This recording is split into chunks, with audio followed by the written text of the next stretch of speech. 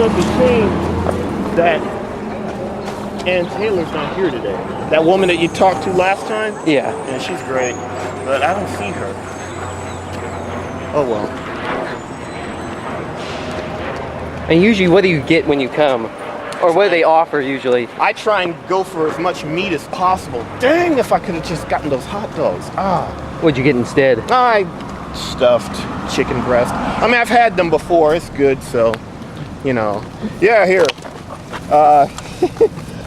Pizza and chicken breast, and then there's like a lot of sweets there.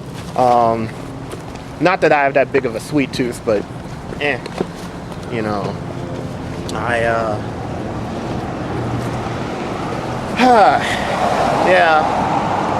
Yeah, that was disturbing, you know. Oh well, fuck her. So anyway, I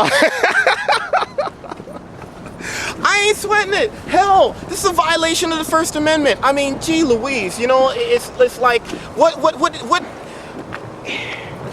No way. I mean, are they private or are they? Well, okay, remember when we went to the park and there was that one guy that said, "Don't put me on camera"? Mm-hmm. You know. All right. So if you're gonna do that, if you're worried about, you know, violating parole or something like that, okay, yeah, then fuzz the face out, you know. But I seriously doubt that's the case there. You know, it's just whatever. You know, it depends.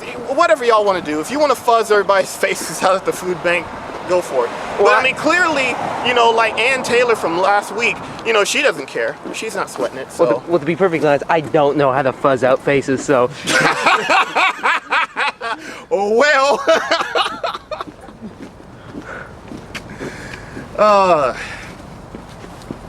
But there's never been a problem before, or? I just, whatever, you know. Like, she didn't want to be on camera. She swatted the camera out of my. She swatted. Yeah, like that. Oh my God. Yeah, again, some folks just get off on being stuck up because they ain't got nothing else going on in their life, you know, and they figure, well, you know. Oh, thank you.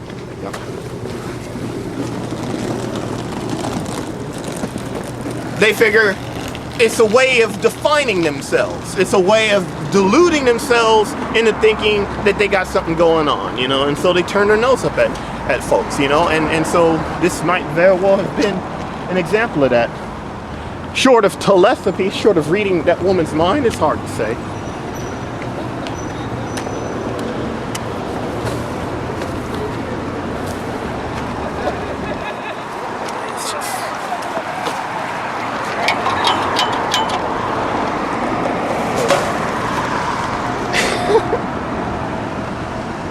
My only concern with this is there are a lot of folks who,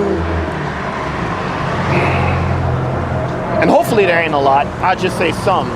I'm sure that there are going to be some folks out there who aren't going to understand, or more to the point, aren't going to be willing to invest the mental effort, the minuscule mental effort it would take to understand why is it that, you know, I'm wearing the cape and the tights and the boots, you know.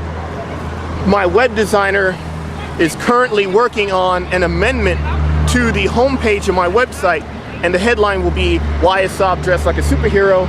And it'll explain. It'll have that piece from the Seattle Times. It'll have a quote from Alonzo Washington, and I emailed you all that anyway. Yeah. You know, there was this one time I was selling copies of my second novel in Las Vegas at a mall, the Boulevard Mall on Maryland Parkway. And this beer belly redneck, this guy looked like the fourth member of ZZ Top. He shows up with a camcorder and a $100 bill, lays the $100 bill down.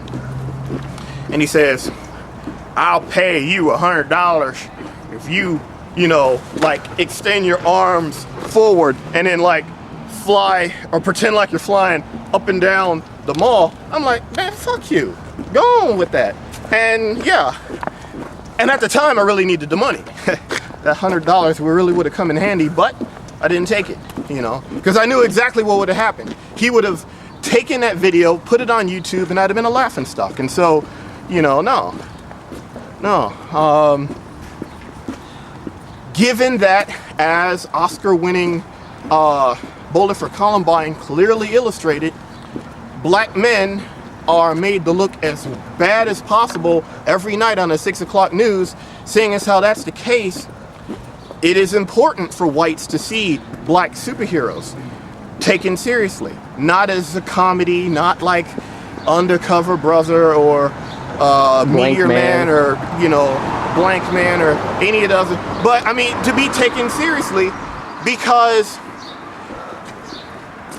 if the concept of a black superhero isn't taken seriously, then blacks as a whole won't be taken seriously, because the superhero is, and again, this is, you know, paraphrasing that quote from publisher Alonzo Washington, but the image of a superhero is one of perfection and morality, and you have to juxtapose the image of a black man with that. If you don't, then blacks will forever be put in two categories: clowns or beasts.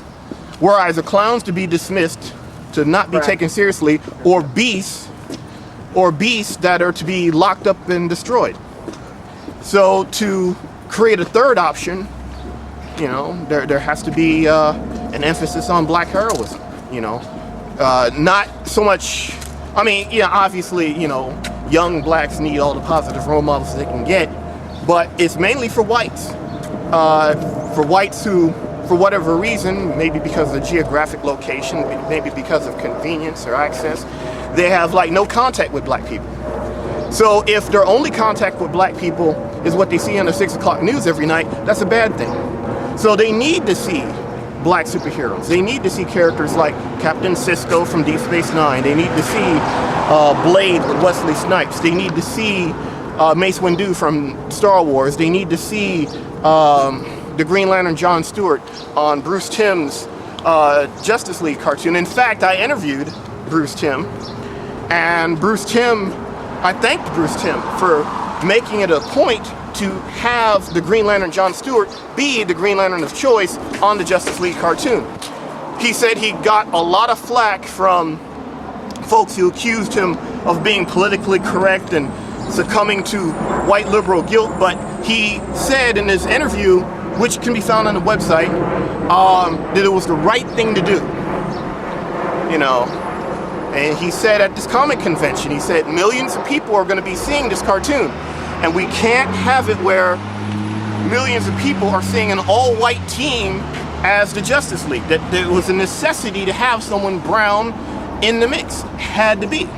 This is Bruce Timm, and if you know Bruce Timm, you know this is a pale blonde, you know, I mean, just extremely pale, platinum blonde guy. He's saying this, so that goes a long way. That goes a long way, you know.